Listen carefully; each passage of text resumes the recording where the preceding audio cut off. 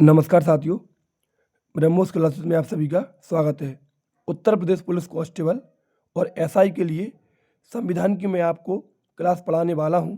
जैसा कि मैंने आप सभी से वादा किया था कि आपको एक बार विश्वास करना पड़ेगा और मैं अपने ही चैनल पर आप सभी को जीके जीएस में ऑल सब्जेक्ट में आपको पढ़ाने वाला हूं। पहले मैं संविधान पढ़ाऊंगा, इसके बाद में और भी सब्जेक्ट इसी तरीके से कंप्लीट कराने वाला हूं। एक लिमिटेड सिलेबस में अच्छे कंटेंट से, कंटेंट की गारंटी है। पुराने अनुभव से मेरा खुद सिलेक्शन 6244 में हुआ, 6 से 7 एग्जाम में खुद क्वालिफाई कर चुका, तो पूरा अपना अनुभव झोंकने वाला हूँ। और जिस तरीके से मैं ऑफलाइन बैच में पढ़ाता हूँ, आज पहली क्लास है और एक जो डेमो क्लास रहेगी, मतलब आप खुद देख लो कि किस तरीके से मैं आपको कंटेंट देने वाला हूँ। एक नंबर फैक्ट पर बात करूँगा और कहते नहीं है कि आप सोचोगे कि नहीं कल से शुरू करते हैं, परसों से शुरू करते हैं। नहीं भाई, शुभ काम में देरी क्यों। भर्ती आई है, तैयारी करने वालों की संख्या लाखों में रहेगी, ध्यान रखना। लेकिन सिलेक्शन सिर्फ हज़ारों का होता। जितने पद हैं 19,200 पद हैं, तो 19,200 का ही सिलेक्शन होगा, ना कि लाखों का। तो आपको कुछ अलग करना पड़ेगा। और ध्यान रखना, इस क्लास की विशेषता ये है कि कम समय में अच्छा कंटेंट, घंटों घंटों की क्लास नहीं है जहां आप 2-2 3-3 घंटे पढ़ोगे और आपको इतना कंटेंट नहीं मिलेगा। वही आप 15-20 मिनट की क्लास रहेगी और आपको बेस्ट कंटेंट, जो पेपर की दृष्टि से मोस्ट इम्पोर्टेंट है, वो मिल जाएगा।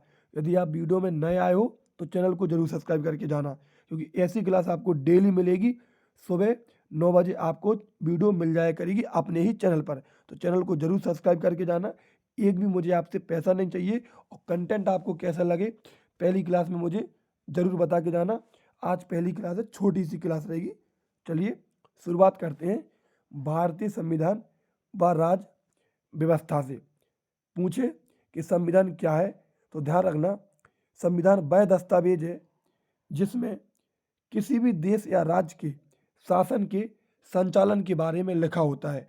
कि मतलब संविधान एक वह डॉक्यूमेंट है जिसमें किसी भी देश हो या कोई राज्य हो, उसका शासन किस तरीके से चलाना, उसके बारे में लिखा होता है, कानून के बारे में लिखा होता है।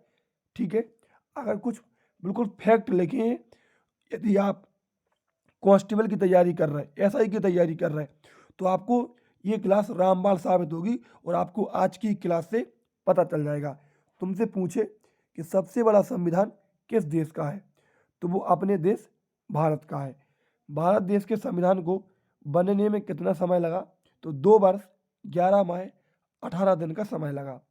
कुल कितने शब्द हैं जिसमें, तो 1,17,369 शब्द हैं। कुल कितने आर्टिकल हैं, तो 395 आर्टिकल हैं। लेकिन वर्तमान संविधान में 448 आर्टिकल हैं।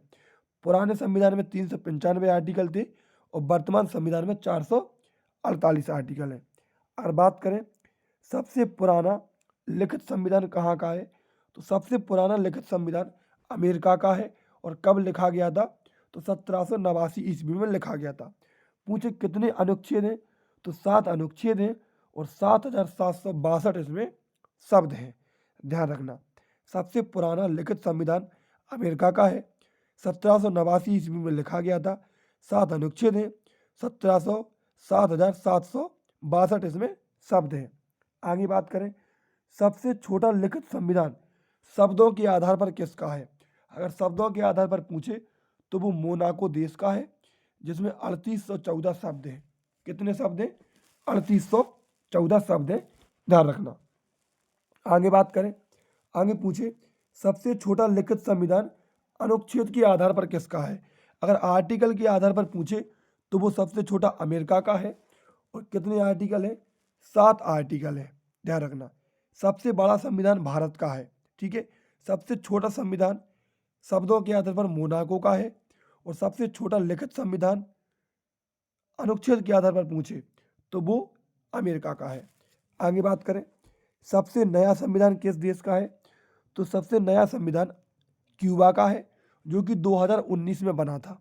कब बना था, 2019 में बना था। इससे नया पूछे तो दूसरे नंबर का सबसे नया नेपाल देश का है, जो 2015 में बना था। कब बना था, 2015 में। नेपाल का 2015 में बना था। शायद आपको कंटेंट इतनी टाइम में समझ में आ गया होगा कि मैं आपको किस तरीके से कंटेंट देने वाला हूँ।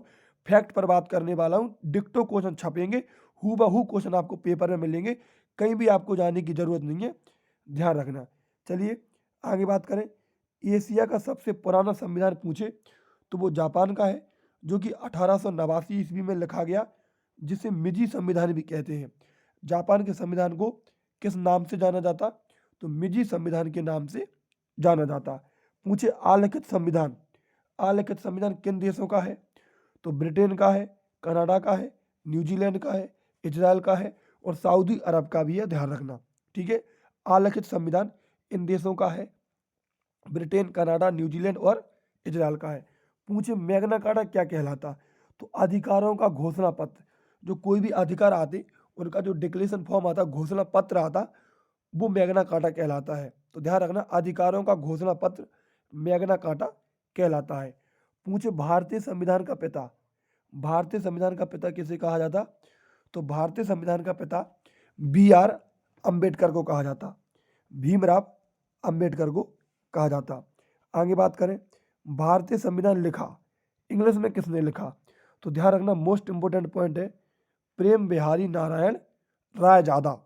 भारतीय संविधान को इंग्लिश में लिखा है प्रेम बिहारी नारायण रायजादा। पूछे इनके गुरु का नाम क्या था? तो इनके गुरु का नाम था राम प्रसाद सक्सेना। इंपोर्टेंट पॉइंट है, प्रेम बिहारी नारायण रायजादा के गुरु का नाम था राम प्रसाद सक्सेना और इन्होंने भारतीय संविधान को इंग्लिश में लिखा है। पूछे भारतीय संविधान हिंदी में किसके द्वारा लिखा गया?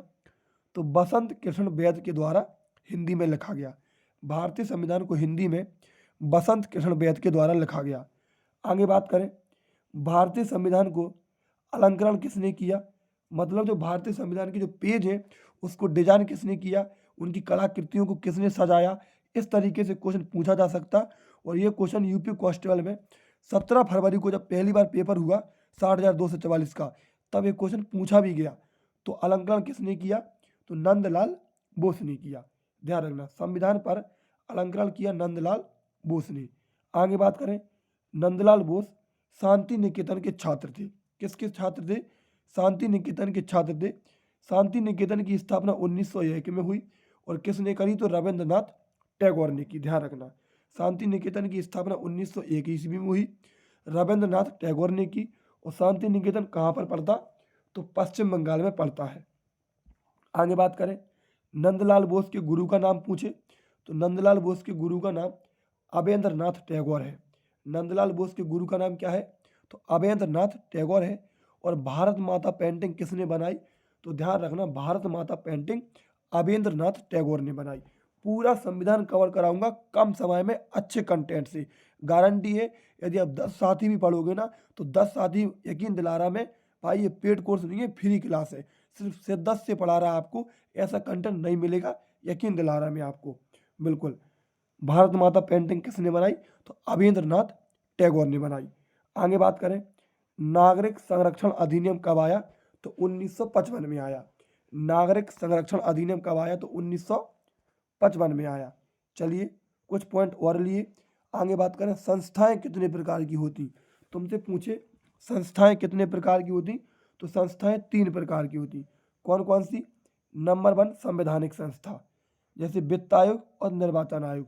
एग्जाम्पल के तौर पर जिनका जिक्र संविधान में है, मतलब जिन संस्थाओं के बारे में संविधान में उल्लेख मिलता है, जिनकी जानकारी संविधान में मिलती है, उन्हें संवैधानिक संस्थाएं कहते हैं।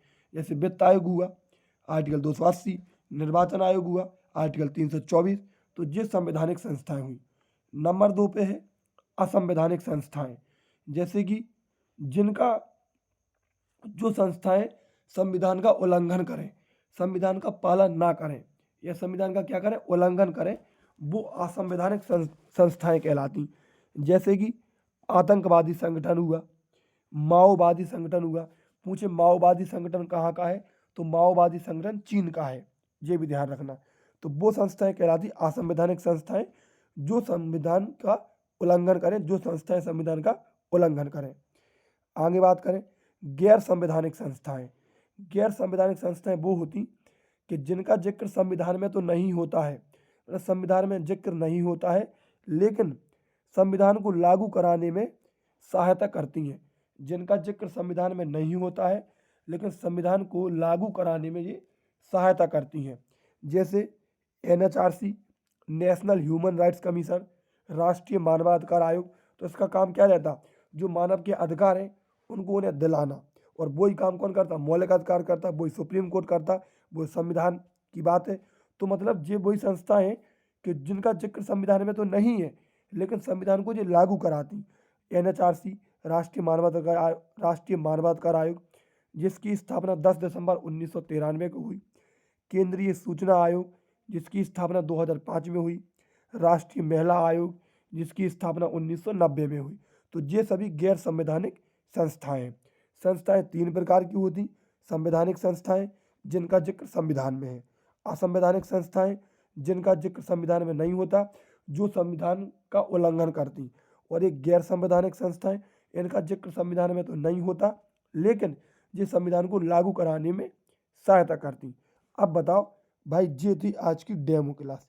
रियलिटी बताना, यदि मैं आपको ऐसा कंटेंट पूरा का पूरा संविधान मैंने इसी कंटेंट से पढ़ा दिया, मैं खुद आपसे वादा करता भाई कि मेरा एक्सपीरियंस है जो बोलता है, जो ऑफलाइन बैच का एक्सपीरियंस है वो बोलता है, और उसी को देख के जो कंटेंट बनाया गया है, विश्वास करना पड़ेगा आपको। बस क्यों? क्योंकि आप सोचोगे कि 4000 सब्सक्राइबर है, क्या पढ़ाएगा। नहीं, विश्वास दिलाता ऐसा कंटेंट दूंगा कि आपको कहीं मिला नहीं होगा। ठीक है, वीडियो अच्छी लगी है तो चैनल को जरूर सब्सक्राइब करके जाना और अपने दोस्तों तक जरूर शेयर कर देना। 19,200 में एक पोस्ट आपकी होनी चाहिए। यदि आपने इस तरीके से पढ़ लिया तो कोई आपकी एक पोस्ट रोकेगा नहीं। जय हिंद।